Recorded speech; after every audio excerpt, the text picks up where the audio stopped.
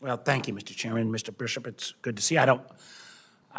We don't know each other. I have a dramatically different view of the president's discussion last night. I've never heard, frankly, one that was less bipartisan, less willing to acknowledge we ought to be in this together. And, like actually Senator Scott, and I'll match my business credentials against anybody. I balanced a budget, met a work payroll. When I was governor of Virginia, got named best managed state and best state for business. And matter of fact, we even did it in a way where we also got named. Senator Kane, where I were colleagues, and he was governor afterwards. We got named best state in the country for public education. And we realized you couldn't just balance the budget on one side of the ledger. And again, I only got 5 minutes, but I am flabbergasted by some of your comments. Last time I had a hearing here, we had Russell Vogt in this chair.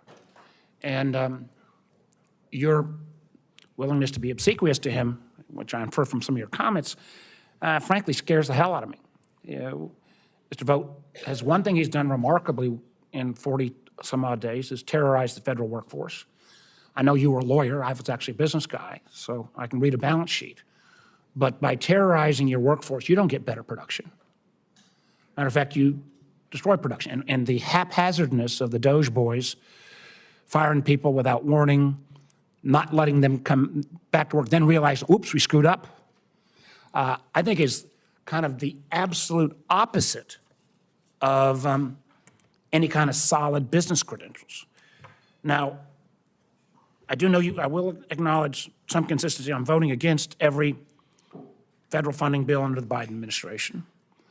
But now you're going to be charged with helping to fund the Trump administration. I don't know whether you're going to vote against or encourage your congressional colleagues to vote against everything put forward. You also flopped on the basic notion of whether a nation should default on its debt. I mean, again, I know you were a lawyer, I was a business guy, but if you default on our nation's debt, that is not something the markets are going to be willing to reverse on right away.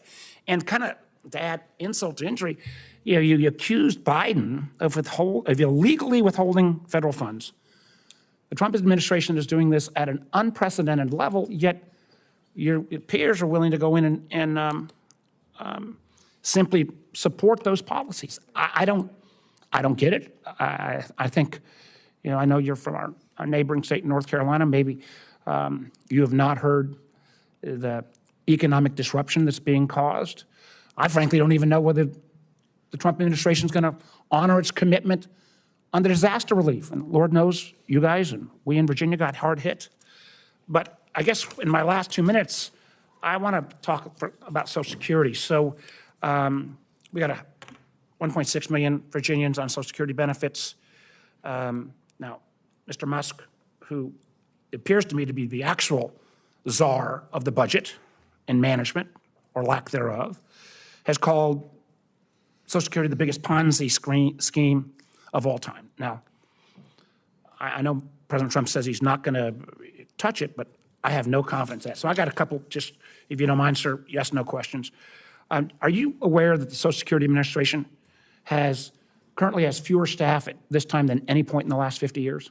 No, I don't know that, Senator. I'm not familiar with thank the you. Are you aware that Social Security and Doge plan, and I believe your new boss, Mr. Vogt, the plan is to actually fire half of that existing staff? Are you aware of that? I'm not aware thank you. of a Have you plan. ever been on, you said you and your wife manage your budget, and I appreciate that. Have you ever made a call to a Social Security representative and ever been put on hold or waited a long time to get an answer? Have I done that? Yes, sir. No, in fact, I've had some interactions with Social Security Administration, and I did not have that experience. Okay, so you never had any constituents that complained that they got put on hold. That must be, you must have to be a remarkable district because I didn't say that. I can't, all right, sir. Do you actually think that Social Security seniors who rely on those funds ought to get them on time? Absolutely. Okay, so if we're at the lowest staffing levels in 50 years. Your plan is to cut half that staff additionally. I don't know how that's going to get done. And that, my time has run out, Mr. Chairman, but I was just saying, I didn't even get to the questions around concerns, Chairman of the Intelligence Committee, now Vice Chairman, the damage that's being done to our intelligence and national security issues. So I am, Mr. Bishop, I want to try to give all nominees a fair shot. I voted for many of Mr. Trump's initial nominees, but your alignment with Mr. Vogt and some of these Musk principles really concerns me greatly, sir. So thank you, Mr. Chairman. I'll look forward to hearing the rest of his answers. Great. Well,